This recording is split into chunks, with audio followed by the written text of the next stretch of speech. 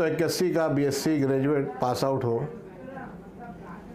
मालेगांव शहर का एक रहीवासी हूँ। इस शहर में तकरीबन हर घर में ग्रेजुएट हैं, चाहे वो टीचर हो, चाहे डॉक्टर हो, हर तबके में, हर फील्ड में। यहाँ तक मैं बोलता हूँ हमारी जो झोपड़पट्टी है, एरिया है, वहाँ ज़्यादा ग्रेजुएट हैं। सिर्फ मसला ये है कि इलेक्टोरल जो उनका नोंदनी होती है वो नहीं करा पाते, और इसलिए हमारी वोट इतनी कम हो जाती है कि हम अपनी आवाज़ ऊपर तक नहीं पहुंचा सकते। अब ये जो एमएलसी का इलेक्शन होने वाला है अगले साल, एमएलसी ग्रेजुएट हल्का नासिक डिवीज़न, उसमें आज तक बाहर से लोग आए हैं और अलग अलग झब्बू देकर, अलग अलग खिलौने देकर, बहलाकर यहाँ के शहर के जो ग्रेजुएट हजरात हैं उनकी वोट लेकर चले गए। बहुत अफसोस की बात है। सबसे अव्वल तरीन बात मैं बोल रहा हूँ कि हम लोग जो हैं, हम हमारा अगर उस यादी में नाम अगर अभी इस मर्तबा लिखा देते हैं, जबकि अभी यादी का काम जारी है, तो मैं समझता हूँ कि इससे बड़ी जीत हमारी कोई नहीं है। ये 6 डिस्ट्रिक्ट का इलेक्शन होता है। 6 डिस्ट्रिक्ट में जितने भी ग्रेजुएट हैं वो तमाम ग्रेजुएट का इलेक्शन होता है। Nashik district, Ahmednagar district, Dhulia district, Nandurbar district,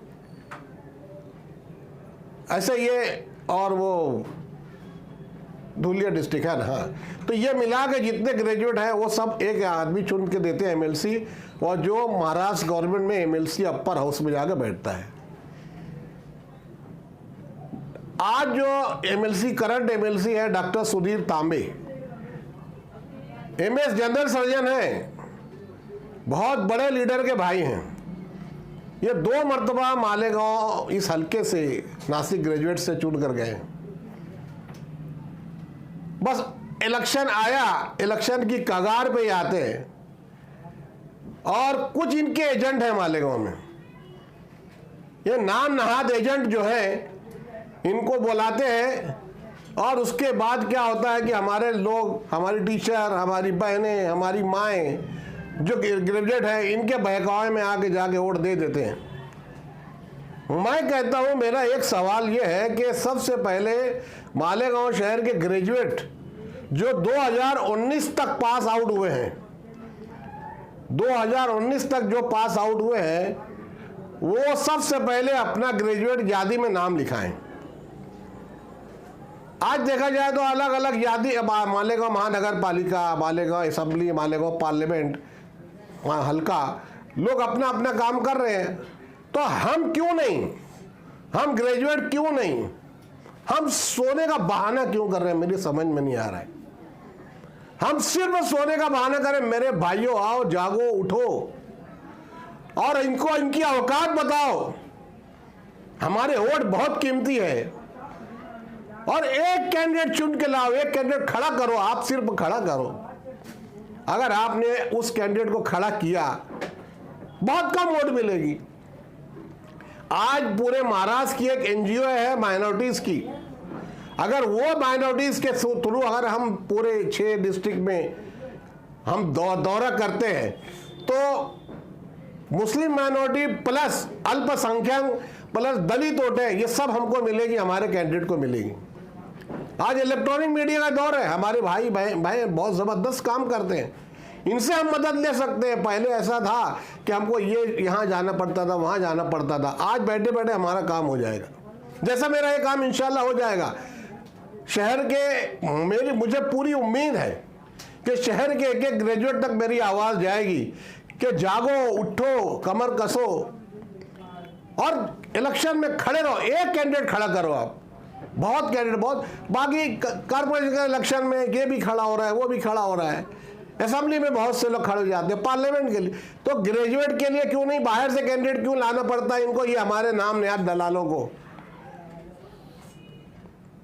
हमारे यहाँ पर बहुत से कैलिबर कैंडिडेट, बहुत से लोग, मैं नाम लेकर नहीं बता सकता, आप खुद हैं, आप जो सुन रहे हैं मेरी बात, मेरी आवाज सुन रहे हैं, आप कैंडिडेट, आप फॉर्म भरिए, आप इलेक्टोरल में अपना नाम लिखाइए और एमएलसी में के इलेक्शन में हिस्सा लीजिए। अब ये बात हो गई कि भाई कल डॉक्टर सुधीर तामे मालेगांव का दौरा किए। भाई और बहनों, 2 मरतबा से ये आदमी चुन के आ रहा है। मैं इस बारे में कई मरतबा ब्लॉग से मैंने बोला है कि भाई इस आदमी ने मालेगांव शहर के जाति या स्कूल का या इंस्टीट्यूशन का इसमें कितना काम किया है। 2 मरतबा मैंने अपने ब्लॉग पे दिया है कि भाई इस डॉक्टर सुधीर तामे ने अपने लोग का कितना काम किया है। आज तक किसी ने नहीं बोला कि मेरा ये काम किया, मेरा वो काम किया है। आज इलेक्शन आ गया, फिर जाग गया, फिर आ गए वही नया पुराने शिकारी नया जाल लेके, और उनके ये दलाल लोग। हमारी नॉन ग्रांट टीचर्स की बात अगर करी जाए तो मालेगांव में इतनी खवातीन, खास तौर से नॉन टीचर ग्रांट में तमाम स्कूलों में लगी हैं, 10-10 साल से उनको पगार नहीं है। सबसे अहम बात, मेरी बड़ी बच्ची 10 साल से इस नॉन ग्रांट पे है, उसके घर की हालत कैसी है मैं आपको बता नहीं सकता। तो क्यों नहीं आप जाग रहे हैं? आप जागिए और इनको जवाब दीजिए। अब एक शख्स अगर इलेक्शन में खड़ा होता है, इलेक्टोरल रोल, वो पूरा शहर में बेदारी की जरूरत है, मालेगांव शहर में। और ये जो हमारे पास एक एनजीओ है पूरे महाराष्ट्र की, ये लोग सब लोग अगर हम जाग गए, लोग बेदार हो जाए और फॉर्म भरना शुरू कर दे, इतनी ढेर वोट बनेगी, इतनी ढेर हमारी वोट बढ़ेगी कि पूछो मत। और इनके आखिरी में क्या होगा? हमें शिकस्त होगी। तो मेरे भैया, गिरते हैं शहसवार ही मैदान जंग में, गिरते हैं शहसवार ही मैदान जंग में, वो तिफल क्या गिरे जो घुटनों के बल चले। हम तो हिस्से ही नहीं लेते हैं। हम तो बस वो आ जाता है एंड टाइम पे सुधीर तामे और ऐसे लोग, और उसको हम क्या करते हैं कि बस ये जो हमारे जो यहाँ के जो खुद साख्ता जो है, ये नाम निहाद, हम ये कर देंगे, वो करें, अगले ये वादा करके गए हैं कल सुधीर तामे साहब के अगले सेशन में रखेंगे नॉन ग्रेजुएट टीचरों का मसला और ये और वो। अबे तू 10 साल से कर क्या रहा था यहाँ पर? 10 साल से तेरे को मालूम नहीं था कि यहाँ पे हमारी बहनें, हमारी भाई सब टीचर लगे हुए हैं? बीएमएस का मसले की बात है, आप समझ चलिए, धुलिया में, जलगांव में, आप करीम सालार साहब को फोन कीजिए, उनकी मेहनत है।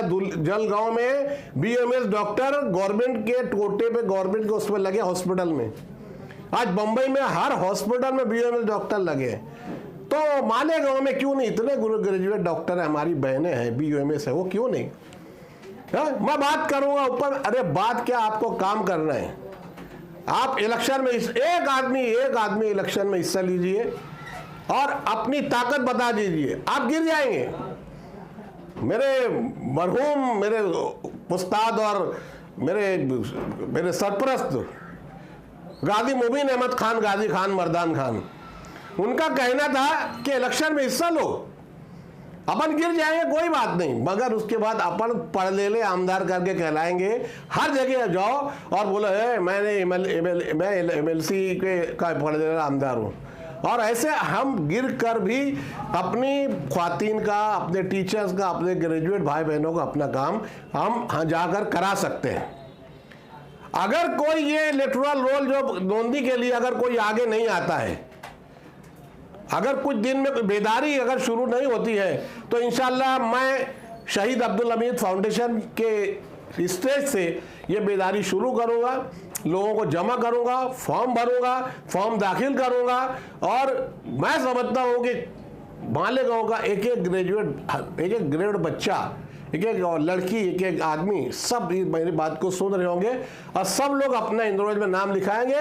और बाद में एक कैंडिडेट खड़ा होगा जो मालेगांव, धूलिया, नासिक, नंदुरबार, यहाँ के जो माइनॉरिटीज कोर्ट हैं, मुस्लिम माइनॉरिटीज, दलित के लोग हमारे जो है, दूसरी माइनॉरिटीज के लोग, ये अगर इकट्ठा हम कर लेते हैं इनको, तो मजाक नहीं, एक बड़ी ताकत आएगी और हम उनको फाइट देने में हम कामयाब होंगे। सुनील ताबे को छोड़कर आपकी निगाह में कोई ऐसा चेहरा है जो ये इलेक्शन लड़ सकता है? नहीं, देखिए मालेगांव में पहले तो मैं बोलता हूं कि आज मालेगांव में बेदारी की जरूरत है। यानी ये जो कुछ साख्ता जो लीडर है ना, ये जो उनके इर्द गिर्द आपको दिखे ना, बस इलेक्शन आया कि इनकी बिस्सी चालू हो जाती है। मालेगांव में बिस्सी चालू हो जाती है, या वहाँ जाके उनसे कुछ बिस्सी उसी का ले होके अपने यहाँ पे उसको उसकी पैरवासी करें, तो वो जान दो, वो पार्टी का मसला है। मालेगांव से हम एक कैंडिडेट खड़ा कर सकते हैं। मैं बोलता हूँ कि क्यों नहीं ये जो बेबाक के हमारे एडिटर हैं, क्या नाम है उनका, जाहिद सर, वो ग्रेजुएट है, वो क्यों नहीं खड़े होते इलेक्शन में? उनको खड़ा करो आप, कि आप खड़े हो, आप एक कैंडिडेट अपना खड़े हो, आप गिरेंगे उसके बाद आप पर्दे ले आमदार कहलाएंगे, आप सबका काम करेंगे। आप कोई ना कोई बंदा जागेगा और उसके बाद इंशाल्लाह हमारा काम होगा मालेगांव। अब मालेगांव शहर के अंदर किसी को भी ये फॉर्म वगैरह भरने का रहा और या तो आपकी कभी उनको जरूरत अगर तो आपसे रास्ता किस तरीके से? तो अभी कैसा है कि अभी कुछ लोग, जब तक आपके माध्यम से मेरी आवाज वहां तक जा रही है, तो कुछ लोग मुझसे कांटेक्ट करेंगे। हाँ, तो आपसे रास्ता करना रहा। हाँ, मेरा राब्ता जो है शहीद, मैं अध्यक्ष हूँ, सदर हूँ शहीद अब्दुल हमीद फाउंडेशन का। मेरा नंबर है, मोबाइल नंबर 93 70 66 41 81। ये नंबर पे आप राब्ता कायम कर सकते हैं।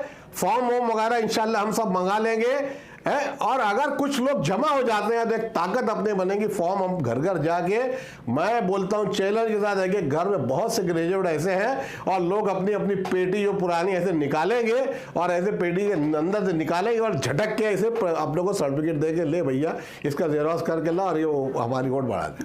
तो सर दूसरे ही क्यों, आप क्यों नहीं खड़े हो जाएंगे?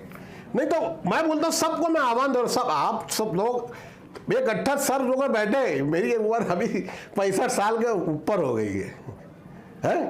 अगर लोग तैयार होते हैं तो इससे बड़ी और कोई एक आदमी खाली तैयार होना चाहिए मालेगांव का।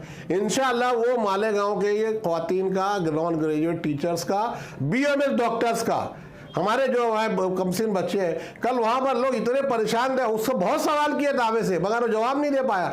अगले सेक्शन में, अबे तू 10 साल से कर क्या रहा था, 2 मरतबा तेरा ग्रेजुएट हुआ, तो क्या किया ये बता मालेगांव के लिए। सर मालेगांव कितना फंड दिया तूने?